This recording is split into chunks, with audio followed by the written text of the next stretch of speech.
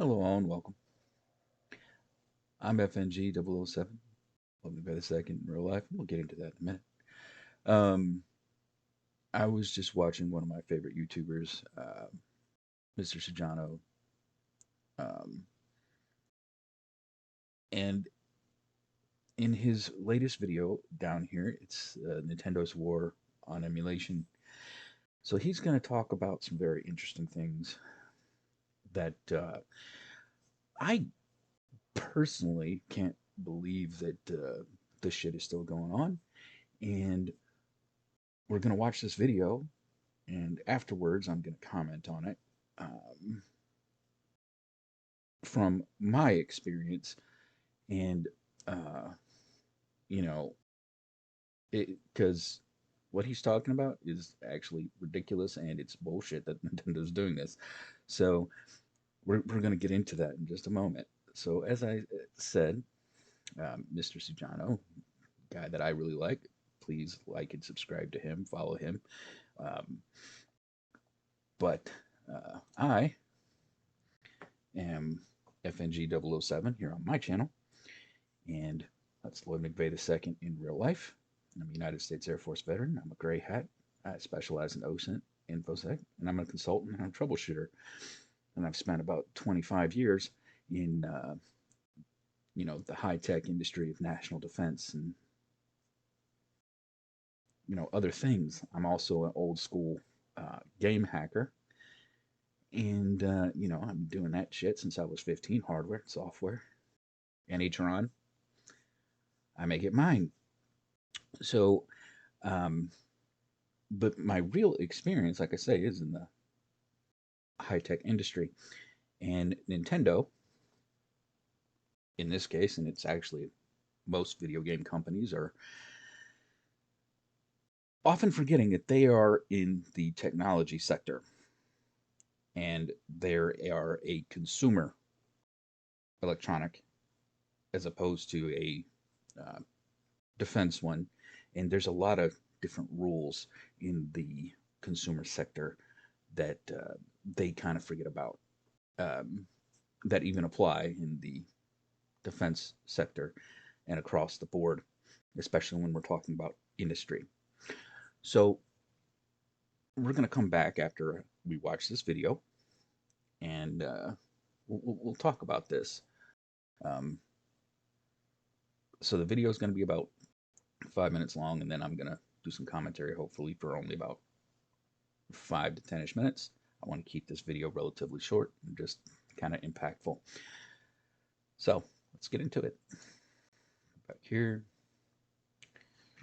go here. Probably gonna have to restart.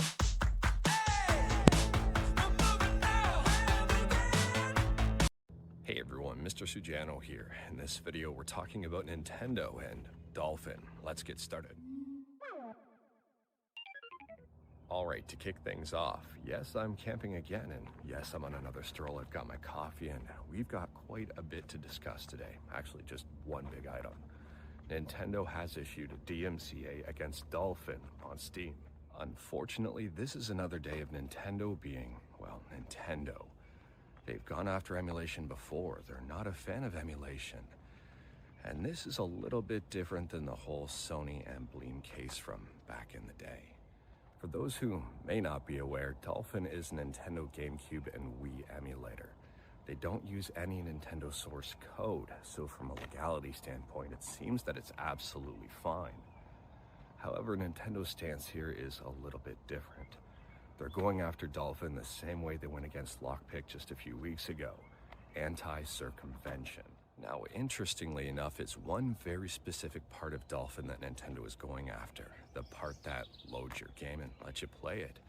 Nintendo's DMCA says something along the lines of Dolphin using cryptographic keys that Nintendo hasn't authorized them to use in order to decrypt ROMs and let you play them. So it boils down to something along the lines of Nintendo thinking that the use of Dolphin emulator is unlawful because it circumvents a technological measure that effectively controls access to a work protected under the Copyright Act. Now, if you go on over to Steam and try to find Dolphin, you'll notice that the page has been taken down. And Dolphin has also said on their website that Dolphin on Steam is indefinitely postponed and they're trying to find a way moving forward. It is worth pointing out that at this point in time, Dolphin is still on GitHub. It's still available on their website. And it hasn't been taken down in those places yet. And it might not be taken down in those places. Maybe Nintendo just went after Steam, but at this point in time, we're not entirely sure. A lot of people are speculating that this may be the beginning of the end for a lot of emulators out there. Emulators that circumvent technological measures to access a work protected under the Copyright Act. So one of the big questions is, could Dolphin take Nintendo to court and win?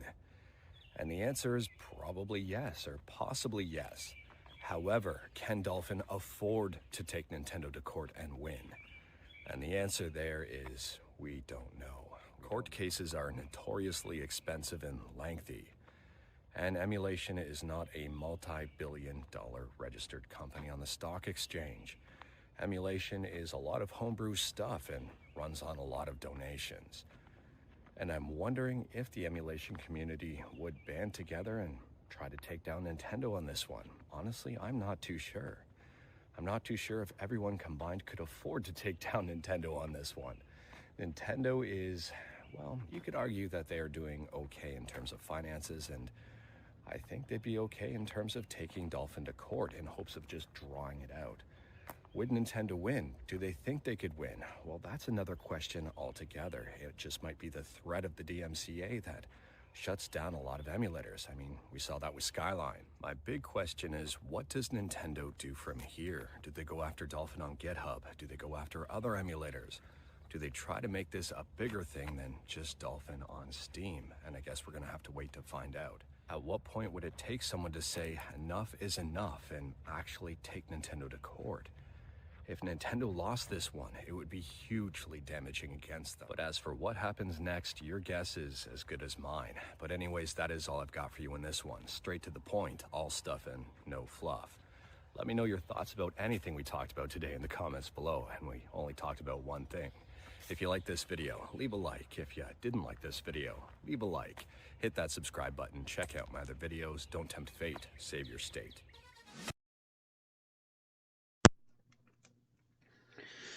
So as he said in the end there, like and subscribe to him because he's highly informative, and I almost always completely agree with everything that he states. He's very knowledgeable. So let's unpack this. He was referring to the code for the encoder decoder software that Dolphin is using, and to be clear, emulation is completely legal. Hardware and software, you can see it in all your virtualization of operating systems using things like VirtualBox and a few others. For instance, with older technology, or to set up servers, or to do a whole bunch of things that you can virtualize, which is what emulation is. And the whole reason for emulation, i.e.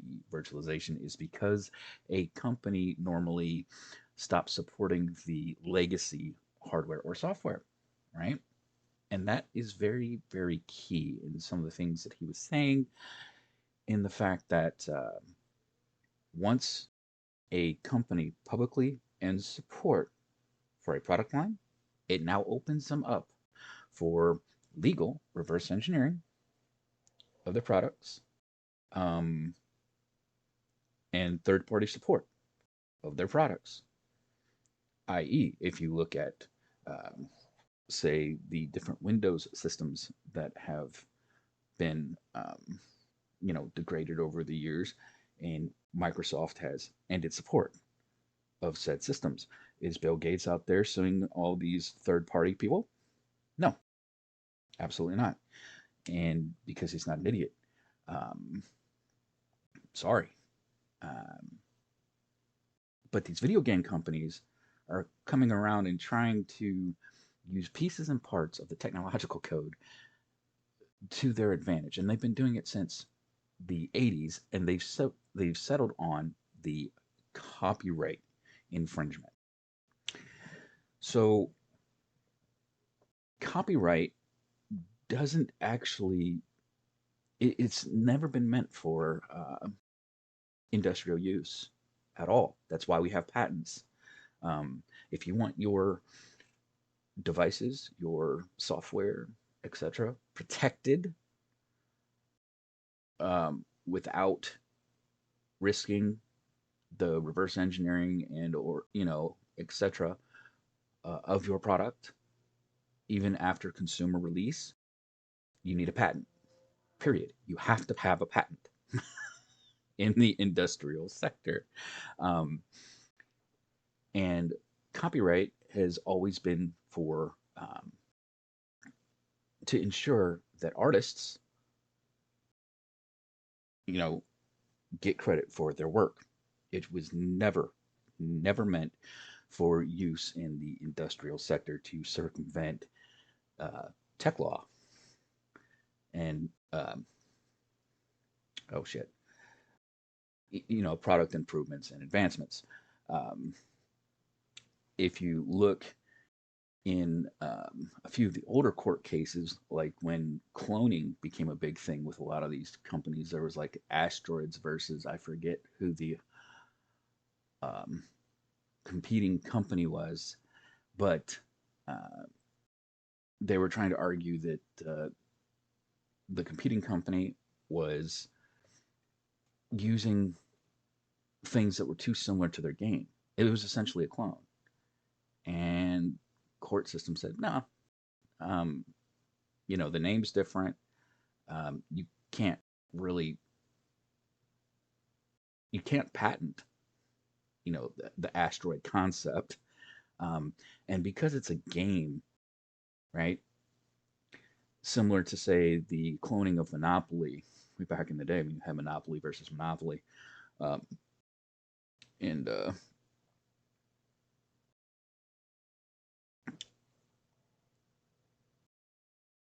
forgive me, I forget the Hasbro. Is Hasbro the producers of Monopoly? Anyway, they were suing for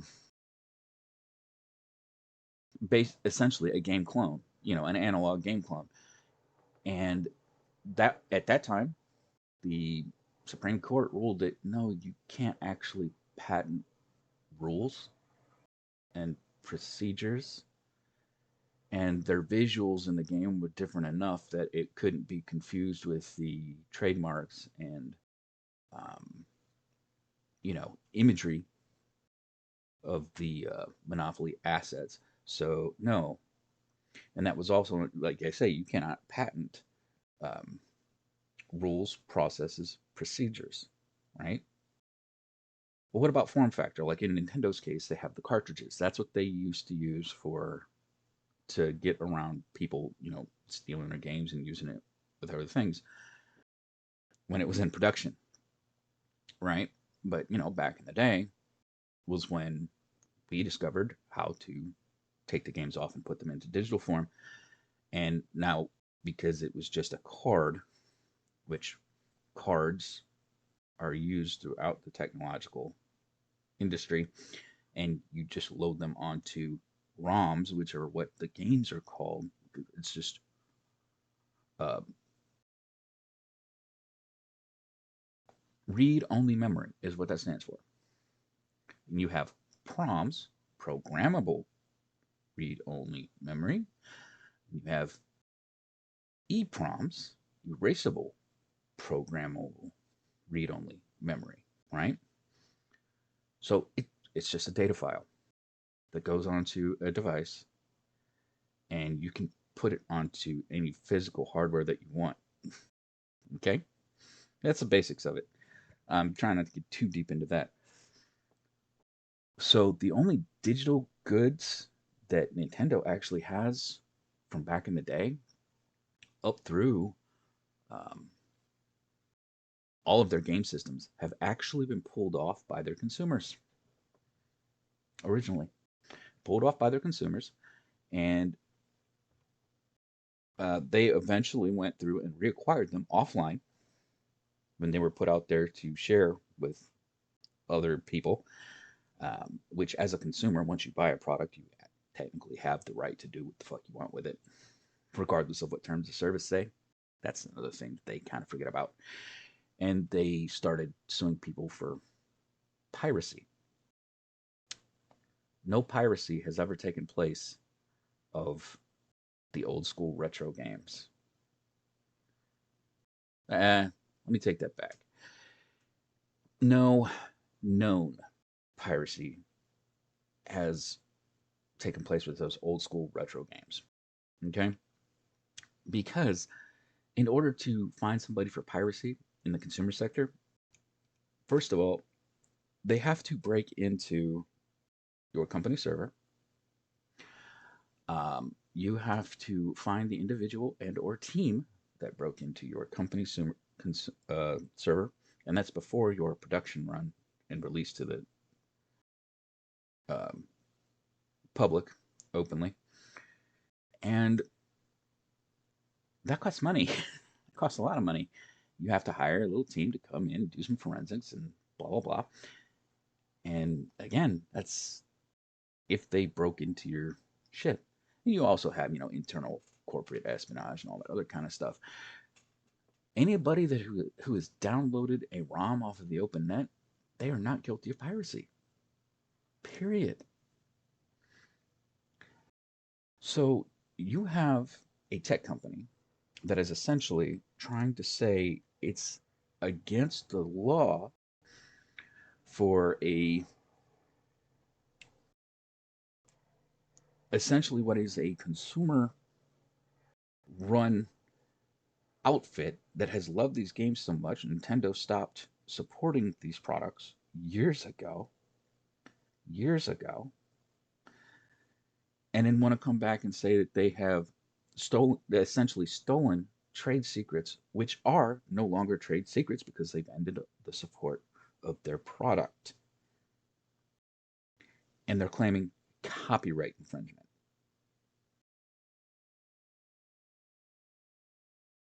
No, just no.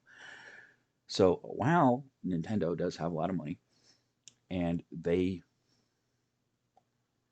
can afford to take people to court, and nothing that they're doing is actually legal. And nothing that these emulation companies is doing is illegal at all. All those old games, they're not Nintendo's anymore.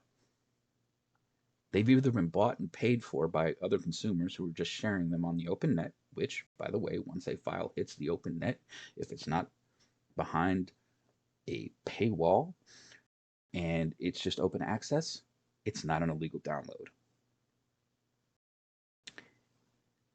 There's actually only like 3 file types that are truly illegal according to the federal government. Now that's the download. As far as selling the ROMs go, there's a lot of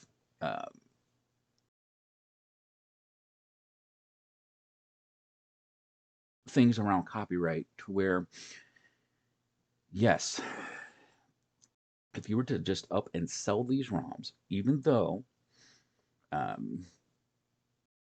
all the things that we just stated, it's all pretty much legal use at this point.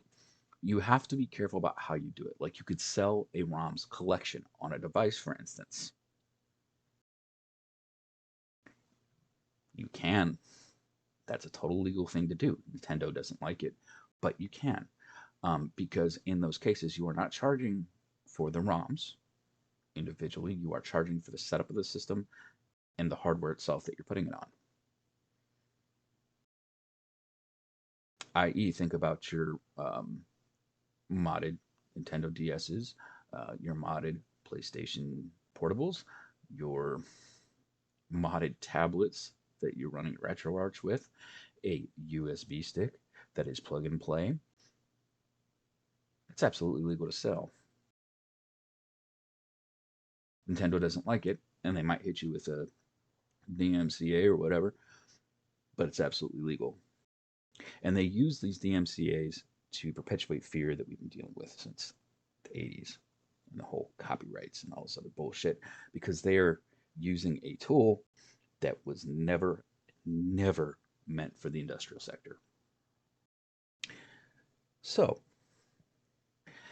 that's my stance, in my opinion, on this whole thing. And I look forward to seeing how this is going to play out because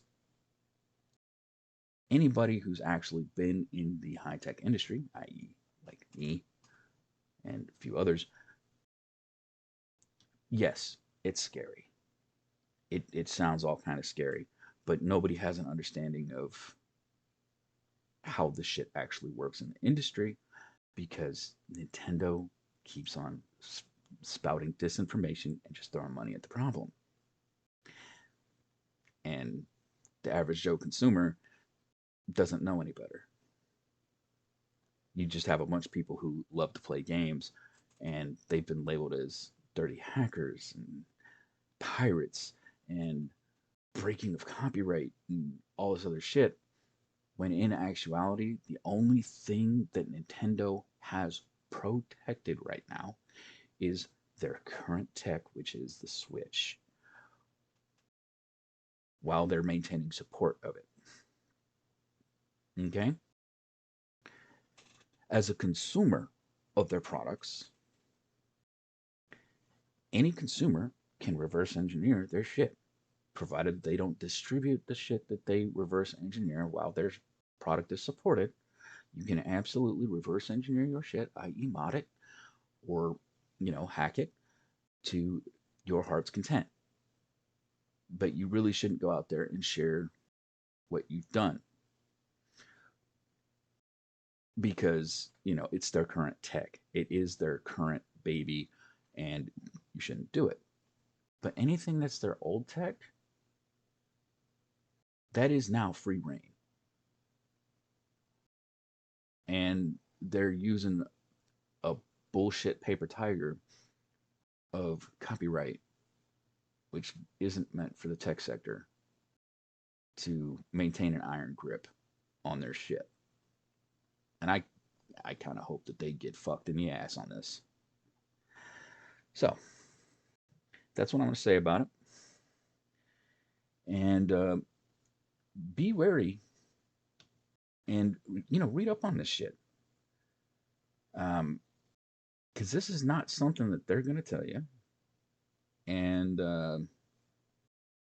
there's plenty of actual court cases that have found in the right of the modders and the clones and all that other kind of stuff. And I talked about a couple of them briefly a little bit ago. But yeah, it's literally just it's a company that has a lot of money, sure, but they're fucking wrong. They're fucking wrong. And if you're in the emulation community and the modding community, you really need to keep that in context because especially here in the United States, it's legal to sue anybody for any reason whatsoever. And that's essentially what Nintendo is doing. They're saying that they don't like something, so they're going to sue you. And there's only a couple things that, like I say, you can't do with those ROMs. If you're selling them whole cloth or using them in some of the ROM download sites that, show a bunch of advertisements and you're profiting from their actual work, the game itself, you can be held liable for damages in those cases to copyright. But if you use it in the manner like I was talking about, you're modding your systems, you're putting it on different hardware, etc., they don't have a copyright claim because you are not selling the games themselves. You are selling your modification of a system, right? So, I hope that was informative.